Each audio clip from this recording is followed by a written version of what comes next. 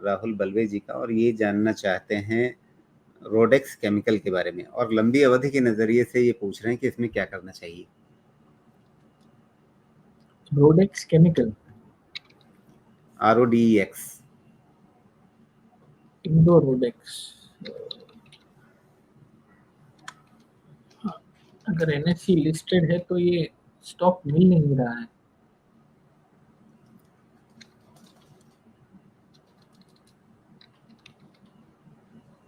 Stock मिल नहीं रहा जी मुझे।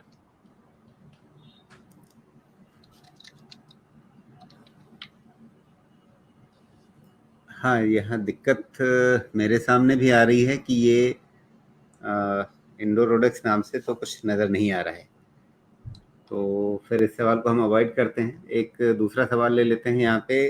क्लीन साइंसेज के बारे में संकल्प पाटिल जानना चाहते हैं, और ये भी लंबी अवधि के लिहाज से पूछ रहे हैं कि इसमें क्या करना चाहिए। मेरा पहला पॉइंट तो रहेगा कि अगर आपका लॉन्ग टर्म व्यू है लंबी अवधि का, तो एक फंडामेंटल व्यू लेना बहुत ही ज़रूरी है। टेक्निकली मेरे पास इतना डेटा नहीं है कि मैं आपको कन्विक्शन से लॉन्ग टर्म व्यू दे सकूं। मीडियम टर्म व्यू जरूर दे सकता हूँ। मीडियम टर्म बॉटम बन चुका है। स्टॉक की जो रिकवरी थी यहाँ से 4-5 हफ्तों की, वो टाइम बिंग रुक चुकी है, करेक्टिव फेज में आ चुका है। गिनती यही है कि 1350 के नीचे बंद नहीं आए, that would be a small positive. 1350 के नीचे बंद नहीं आता है, स्टेबल होके घूमता है, और अभी का जो स्विंग हाई है वो incidentally 55 week exponential moving average पे ही है, और 1574।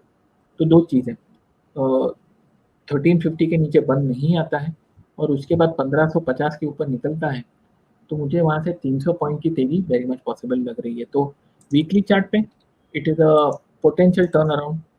लॉन्ग टर्म चार्ट्स पे वंस अगेन इतने कम डेटा में लॉन्ग टर्म व्यू देना technically would not be right Rajiv जी।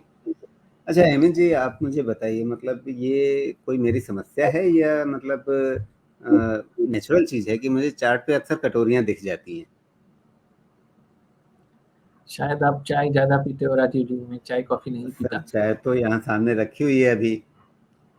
नहीं, आपको कटोरी दिख रही थी उस हिसाब से, बट नॉर्मली ऐसी अब बड़ी गिरावट के बाद अगर स्टॉक में रिवर्सल आती है राजीव जी, तो ये राउंडिंग बॉटम एक काफ़ी कॉमन पैटर्न है, क्योंकि वो रिवर्सल्स टाइम लगता है, कभी फंडामेंटली न्यूज़ आने में टाइम लगता है, कन्विक्शन नहीं रहता है, और शायद गवर्नमेंट पॉलिसी चेंज होती है, बड़े ऑर्डर्स मिलते हैं, तो प्राइस एक्शन में वो पार्टिसिपेशन कम हो जाता है, थोड़ी एक्टिविटी पिकअप होती है। तो एक जो आपने बताया, आई थिंक नॉर्मली अच्छे स्टॉक्स की बड़ी गिरावट के बाद ये होता है, नहीं तो एक रिवर्सल में, जब लंबा रिवर्सल है, आपको भी पता है कि ऑर्डर अच्छे मिलने वाले, सुधरने वाला है, लेकिन बैलेंस शीट में वो आंकड़े आने में टाइम लगता है, तो आपका कन्विक्शन नहीं रहता है, तो पार्टिसिपेशन कम। तो ऐसे चीज़ों में काफ़ी टाइम देखा गया है कि राउंडिंग बॉटम पॉपुलर तो नहीं, कॉमन पैटर्न है, और अगर 2-4 स्टॉक्स में होते हैं तो वो सेक्टर में भी अगर आप देखेंगे तो राउंडिंग बॉटम उभर के आता है, तो काफ़ी स्टॉक्स अक्रॉस द लिस्टिंग में राउंडिंग बॉटम निकल के आता है।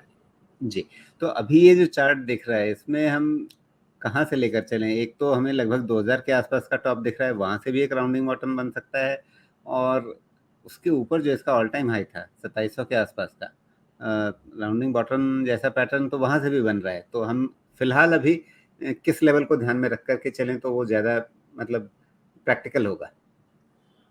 आई थिंक वीकली चार्ट पे अगर आप देखेंगे राजीव जी, तो वहाँ एक राउंडिंग बॉटम की पॉसिबिलिटी है, और वीकली चार्ट पे अभी तक कंप्लीटली क्लियर नहीं है, लेकिन वीकली चार्ट में शायद एक इन्वर्टेड हेड एंड शोल्डर भी बन सकता है। तो अभी राउंडिंग बॉटम है कि इन्वर्टेड हेड एंड शोल्डर है, बोलना थोड़ा क्लियर नहीं है, बट एक चीज़ क्लियर है राजीव जी, मीडियम टर्म पे स्टॉक घूमने के मूड में है, और ये स्विंग हाई के ऊपर निकलता है, तो हम लोग ने जितनी भी टेक्निकल पॉजिटिव्स की बात की है, उस पर एक कंडीशन का ठप्पा लग जाएगा राजीव। जी, मतलब वही 1575 के आसपास का स्विंग हाई जो है, हाँ जी, हाँ वो जी। ध्यान में रखना है।